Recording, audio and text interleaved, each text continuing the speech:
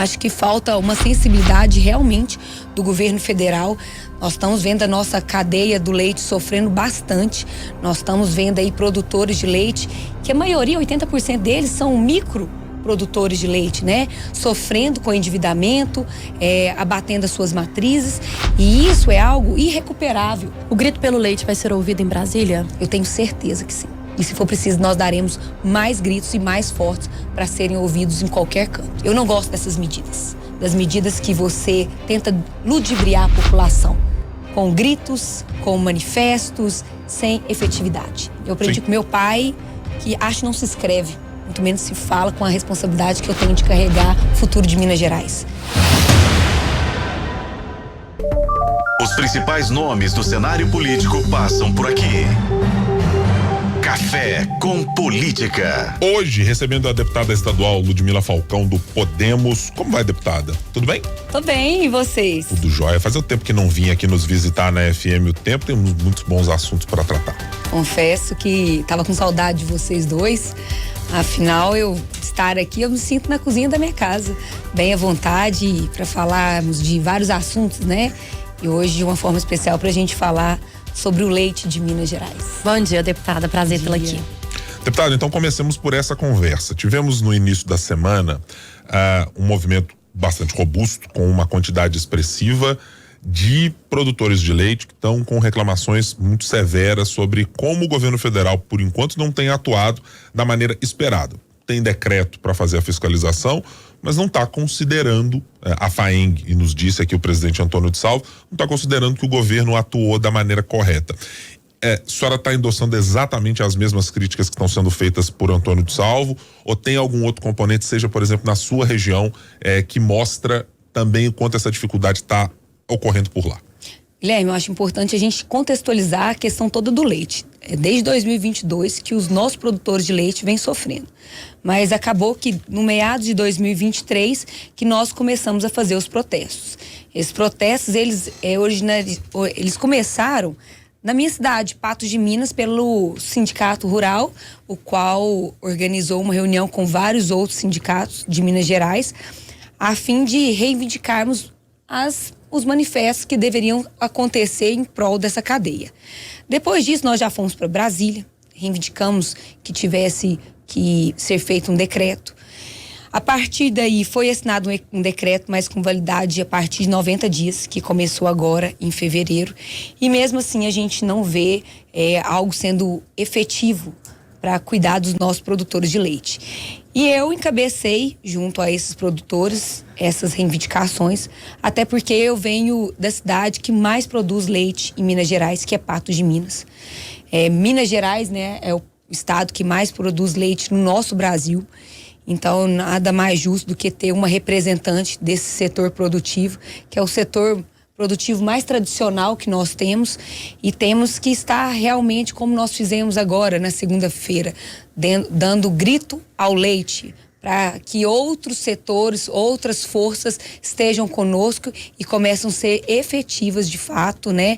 Essa reconstrução que o leite precisa passar. Deputada, o Guilherme citou um termo que define bem, né? Um movimento robusto na segunda-feira. A gente falava que antes do evento com o presidente da FAENG, Antônio de Salvo, e ele falava sobre essa expectativa e essa esperança de que tantas forças políticas, como da senhora, por exemplo, estivessem presentes lá, mas que os produtores também, foram mais de 7 mil produtores de leite, produtores rurais que estavam presentes ali, num grito mesmo, e num evento que acabou sendo uma manifestação contra o governo federal, mas um pedido de socorro para que os olhos pudessem ser voltados. A gente falava com o Antônio aqui de Salvo na segunda-feira sobre a diferença, né, de grande parte dos deputados que a gente tem em Minas, que muitos vêm dessa cadeia de produção rural mesmo. A senhora tá aí, vem de uma cidade que é a maior produtora de leite em Minas Gerais, uma das maiores do Brasil.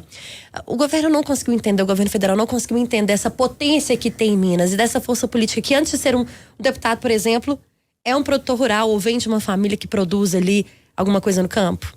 Acredito que não, Thalita. Hoje, se você for aprofundar nos estudos, nós temos 4 milhões de famílias sendo sustentadas pela produção de leite. Em Minas Gerais, 1 milhão de famílias. São números expressivos, né? Quando eu venho falar aqui, por exemplo, de Patos de Minas, nós estamos falando de uma cidade que produz 206 milhões de litros de leite anualmente. E só nesse ano foi importado da Argentina e do Uruguai 207 milhões de litros de leite. Então dá para fazer uma comparação e para você saber que precisa sim de fazer esse manifesto que está sendo feito.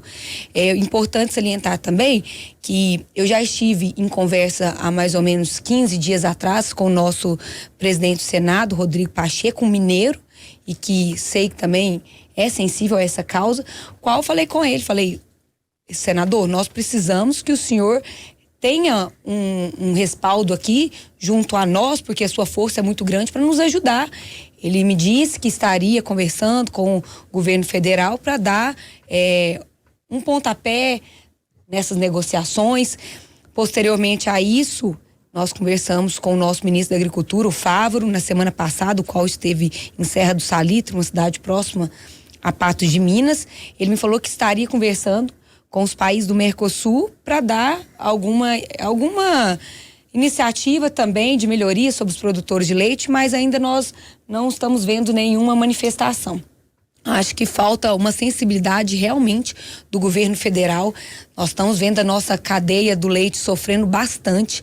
Nós estamos vendo aí produtores de leite, que a maioria, 80% deles, são micro produtores de leite, né? Sofrendo com endividamento, abatendo as suas matrizes, e isso é algo irrecuperável, porque para saldar as dívidas, você tem que comercializar a carne das suas vacas, e hoje a gente está vendo um cenário que ele pode ser irrecuperável, e aí sim, nós não conseguimos abaixar o preço do leite daqui a pouco nas gândulas dos supermercados. Deputada, o governo Romeu Zema, o governador e o vice-governador que estiveram presentes, inclusive nessa manifestação de segunda-feira, fizeram a edição de uma mudança do regime de tributação para fazer com que as empresas exportadoras paguem 18% a mais de ICMS.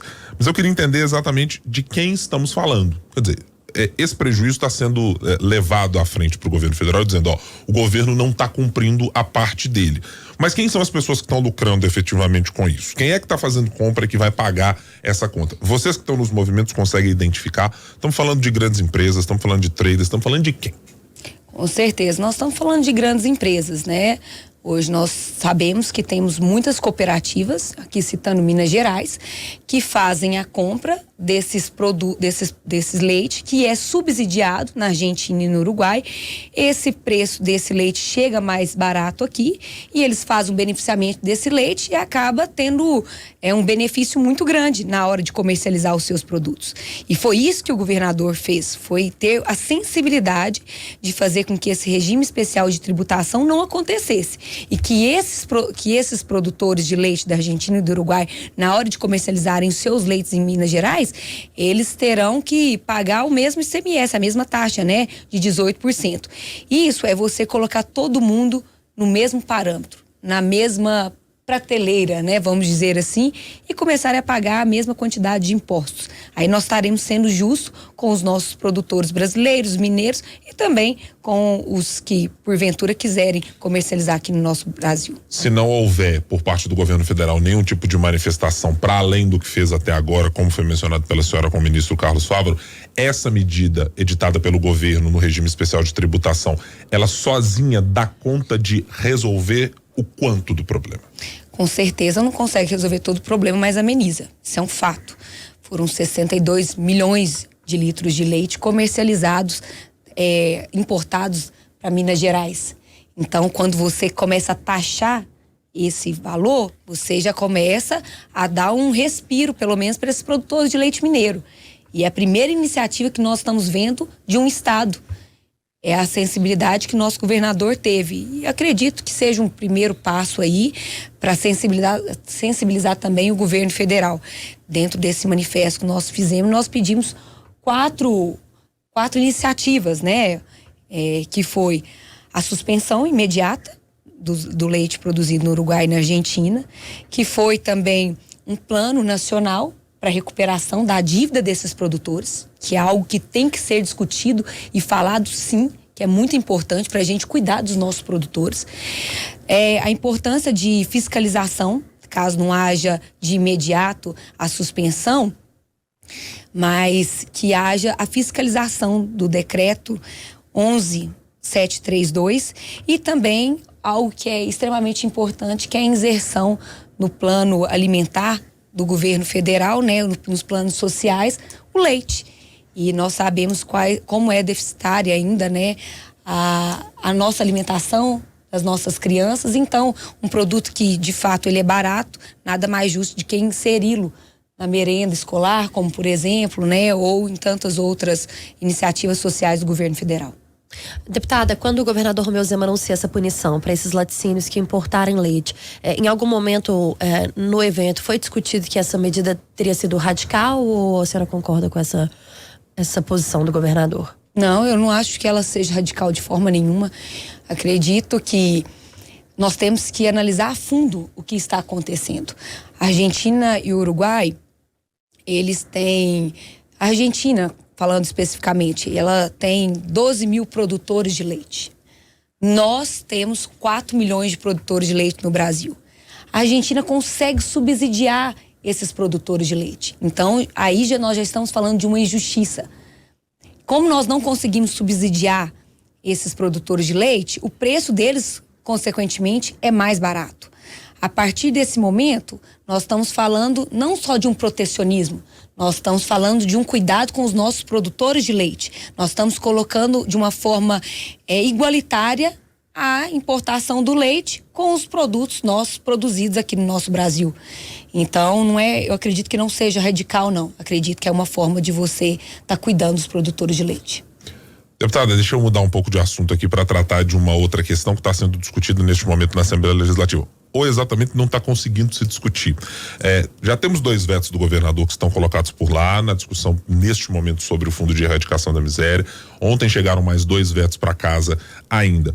E o governo tem encontrado alguma dificuldade de conseguir levar toda a sua base no mesmo momento para conseguir fazer com que esses vetos e a discussão seja destravada. Me parece claro que o governo não tem exatamente um interesse momentâneo de que a pauta seja liberada, porque não me parece um tema específico que ele gostaria de ver aprovado.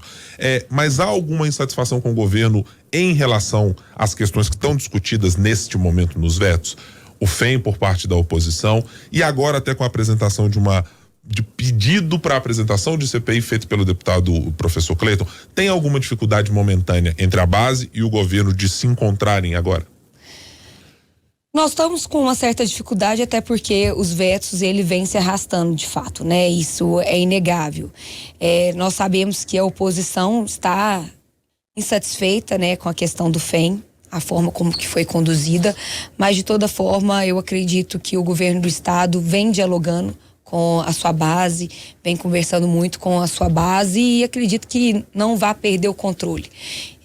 Acredito que hoje nós estaremos fazendo a votação para destravar a pauta, né, para fazer a votação dos vetos e aí começar a andar de forma que o parlamento tem que acontecer, né, fazendo as votações, fazendo as discussões pertinentes, mas acredito que essa conversa com o governo do estado, ela está acontecendo com cada um dos seus parlamentares, com os blocos também, para que Minas Gerais corra nos trilhos, né, conforme o governador gosta de falar. Deputada, a questão do FEM atinge muitos municípios, né, a gente está em ano eleitoral. De alguma forma o governo pensa, e os deputados da base pensam em discutir isso com o governo, para que esse não seja um ponto, um calcanhar de Aquiles ali na hora da decisão na urna, em outubro agora desse ano? Essas discussões, elas vêm acontecendo com frequência, né? O governo, ele é muito aberto ao diálogo, muito aberto conosco também nas formas de negociação. Então, a gente sabe da importância, principalmente por ser um ano eleitoral, mas acredito que com muito diálogo, como eu reitero aqui, como sempre o governador tem conosco, nós estaremos tomando as melhores decisões, principalmente a respeito do FEM, que é um assunto de de tanta importância e de tanta sensibilidade. Lá atrás, deputada, quando a senhora assumiu e quando vários dos novos deputados dos primeiros mandatos assumiram, a gente viu uma postura muito proativa do governador Romeu Zema. E semanalmente a gente via aquelas reuniões, o governador recebendo, sentando, tinha café, tinha um bate-papo para entender como era a região daquele deputado, quais eram as demandas, como é que o diálogo se daria. A gente até olhava para o governador falando, olha, o governador arregaçou as mangas para fazer quase que um secretário de governo junto do secretário Goreto, que à época estava ocupando a pasta. O governador Romeu Zema é hoje quem faz isso ainda? Ele ainda adota a mesma postura que teve em outros momentos? Ou isso já se modificou dadas as circunstâncias do trabalho dele do dia a dia? Guilherme, eu acho que nós não podemos resumir o governo do estado pela sua proporção, pela sua grandiosidade apenas no governador Romeu Zema. Nós temos ali grandes líderes dentro do governo do estado, que nós podemos citar aqui o nosso professor Matheus Simões. Como vice, ele faz esse papel muito bem, né? Nós estamos em constante diálogo. Eu já estive com ele em 2 oportunidades recentes, né? Conversando com ele, dialogando, falando sobre as nossas dificuldades, cada um levando a sua região, né, para a pauta da conversa, e essa conversa ainda continua bastante, né? O que a gente vê também é um diálogo muito, muito bacana com o nosso atual secretário de governo, que é o Gustavo Valadares, que é uma pessoa que sabe das nossas dores, afinal ele também é um deputado, né? E com o governador Romeu Zema, nossas conversas também continuam. O governo continua, sim, tendo esse diálogo com a base, e nós estamos muito satisfeitos em relação a isso, né? Isso falando de Ludmila Falcão. Ludmila Falcão sempre é muito bem atendida. Não tem como a gente falar de outros parlamentares, né? Aqui eu defendo o que acontece comigo. Então, em relação a mim, eu só tenho a agradecer. Minha região cresce e prospera cada vez mais. Logicamente, sou uma pessoa que, como eu prometi para minha população quando eu estava concorrendo ao pleito, foi de sempre estar na porta do governador, das autoridades que tem a força da caneta para tomar as decisões, de estar ali cobrando, trazendo melhorias para nossa região, e acredito que eu esteja fazendo isso da melhor forma possível, que está ao meu alcance, nós estamos fazendo. Deixa eu lhe perguntar também sobre uma questão que é importante para os parlamentares, e isso tem feito com que alguns deputados da base de governo se mostrem insatisfeitos com a condução exatamente nesse diálogo. Estou falando das concessões. Há muitos parlamentares de diversas regiões, melhor dizendo, tem gente do sul de Minas, tem gente da sua região e de outras áreas do estado que está dizendo, olha, a gente está com dificuldade, a gente não considera que o governo fez o modelo de concessão como a gente imaginava, está tendo uma dupla oneração das pessoas. A deputada Ludmila Falcão tem uma avaliação sobre esse processo, tem impactos específicos na sua região, o governo fez o que deveria fazer, foi sensível, não foi sensível ou precisa mudar algo? Guilherme, isso é um ponto extremamente sensível quando nós vamos conversar. E aqui, quando eu te falo de concessão, eu posso citar um exemplo claro da concessão da nossa BR-365. Foi uma modelagem que aconteceu antes de eu estar, né, como deputado estadual. Foi em 2022 que foi assinado, e o que eu sei, Guilherme, é que a forma dessa modelagem não foi uma forma para proteger a nossa população e para ser uma forma que fosse justa, né? O preço é um preço muito caro, a forma como você vai fazer essas melhorias é a longo prazo, né? Você tem ali na 365, falando especificamente, que é a minha região e eu conheço com propriedade, né? Você tem ali 50 quilômetros de terceira faixa, 30 quilômetros de duplicação, mas quando que começa a fazer essas melhorias? Daqui 8 anos. Então, assim, a população começa a pagar o preço agora de mais de R$12, quando você coloca isso na ponta do lápis, e quando nós fizemos estudos com economistas, a gente vê o tanto que isso impacta no frete, no custo para ir voltar de Uberlândia, que são cidades polos e faz grandes ligações.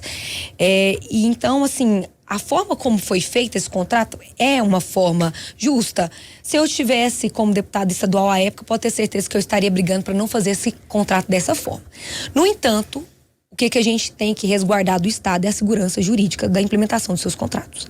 Isso é fato. A partir do momento que esse contrato é assinado, ele é celebrado, não tem como a gente simplesmente rasgar e começar tudo do zero, né?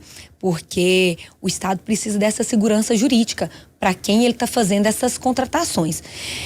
A gente briga, a gente tenta fazer um meio termo, a gente tenta melhorar esse contrato, tentamos, mas muitas vezes é em vão. porque a força de um contrato é muito grande. Mas, de toda forma, o que é a nossa obrigação agora é estar atenta a todos esses contratos que são feitos, é estar defendendo a sua população, estar brigando por a sua população, para que seja justa a forma de cobrança dessas concessões. A senhora acha que CPI, como está sendo proposto, é um caminho que ajuda nessa discussão?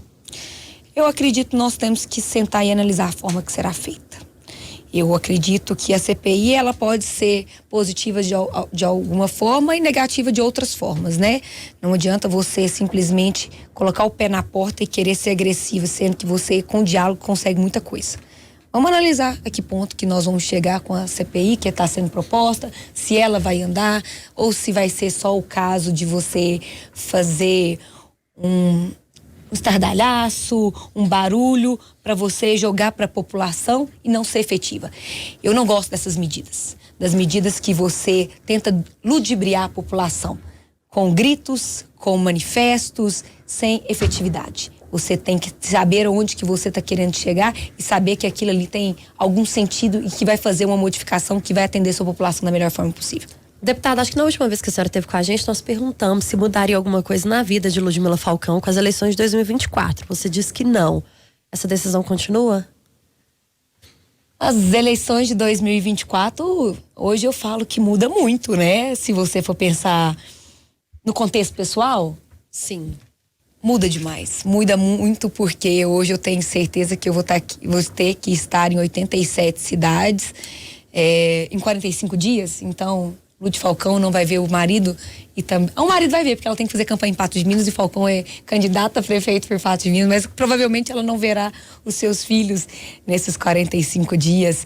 E logicamente, né?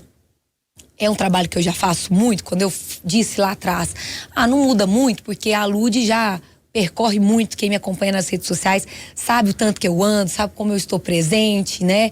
Então eu vou andar um pouco mais. Mas esses 45 dias serão dias fundamentais para estar ao lado de pessoas que eu acredito que vão transformar Minas Gerais.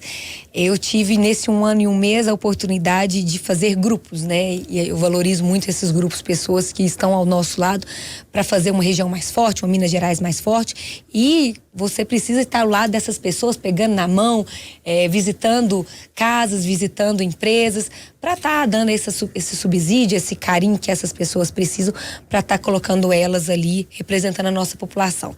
Então, o que vai mudar mesmo, Thalita, são mais Ludmila na rua, mais Ludmila ali na rede social, visitando a sua população, estando perto do povo, que, modéstia à parte, é uma das coisas que eu mais gosto. O Partido Novo já tem há algum tempo adotado uma estratégia de trazer muita gente com mandato, de trazer prefeitos e etc. A Ludmila Falcão também já foi convidada? Já fui convidada, sim, para vir pelo Novo. Fico muito feliz. Na verdade, eu fui convidada para ir pelo Novo desde antes de candidatar. Era uma opção. Mas por toda a situação que meu marido sofreu na época, né? Aí eu não aceitei. Depois disso, ele recebeu o convite do governador e foi para o Novo, né? Mas sou muito satisfeita no Podemos. Hoje eu sou uma podemista de coração, né? Logicamente que o Novo tem meu espacinho no meu coração, até porque foi meu primeiro partido, né? Foi um partido, assim, que eu acredito muito nesse partido, mas estou muito satisfeita no Podemos, estou muito feliz por ser podemista e defendo essa bandeira, defendo esse partido que nós levamos para nossa região. Graças a Deus conseguimos abrir em várias cidades da minha região, então estou muito feliz. Nós estamos conversando com a deputada estadual Ludmila Falcão do Podemos. No Café com Política, hora do bate-pronto. A senhora já conhece como funciona. Respostas rápidas e perguntas na mesma proporção. Vamos a elas? Bora! Regime de recuperação fiscal de 0 a 10. Qual a chance do novo modelo vindo do governo federal ser adotado por Minas? Quando você fala de 0 a 10, é um acho, né? Eu aprendi com meu pai que acho não se escreve. Muito menos se fala com a responsabilidade que eu tenho de carregar o futuro de Minas Gerais. Tem que analisar muito, com muito cuidado. É a pauta mais minuciosa que nós temos hoje dentro do governo do estado, dentro da Assembleia Legislativa de Minas Gerais, é o futuro de Minas Gerais.